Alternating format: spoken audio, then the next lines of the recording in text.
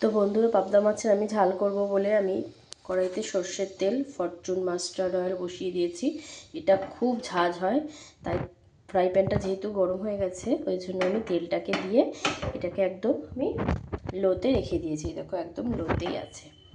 এই যদি একটু জোরে দিই না, একদম বাবা একদম ধোয়া যা উঠবে আর নাক চোখ মুখ জ্বলে যায়। এই যে হচ্ছে মাছটা, ঠিক আছে। লবণ হলুদ সুন্দর করে একটুখানি মাখিয়ে নিই। তো চলো বন্ধুরা, মাছের মধ্যে লবণ হলুদ না ঢুকলে একদম ভাল লাগে না। তাতে ঝোলে একটু লবণ কম হবে, অসুবিধা নেই, কিন্তু মাছে একটু লবণ ঢোকা দরকার।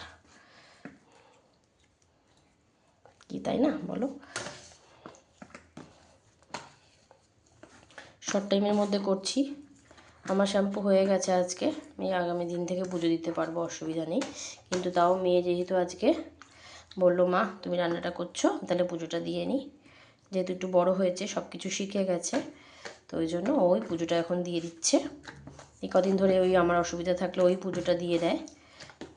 তো এরপরে ওকে আমি যখনই ফাঁকা থাকবো আমি আর পুজোটা দিয়ে দেবো। আর যদি কখনো রান্না করছি বা অন্য কোনো কাজে ব্যস্ত, সব কিছু আমি বা ঠাকুরের বাসন মাজা থেকে শুরু করে আমি সব কিছু রেডি করে দেবো। আর ওই হচ্ছে গিয়ে দেখো তেলের ঝাঁঝ বেরোনো শুরু করে দিয়েছে। ওরে বাবা, মা গো মা, ভালো মতো বেরোচ্ছে তেলের ঝাঁঝ রে। আর ভাতটা আমি সবে উপর দিয়ে দিয়েছি।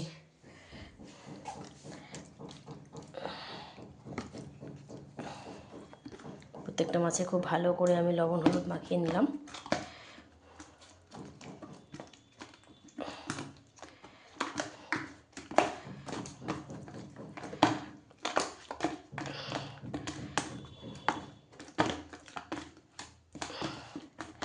তো চলো বন্ধুরা, আমি এক এক করে সব মাছগুলোকে ছেড়ে দেব। তো চলো, দেখে নিয়েছো আমি ছটা মাছ আমি সুন্দর করে কী করলাম, লবণ হলুদ মাখিয়ে নিলাম।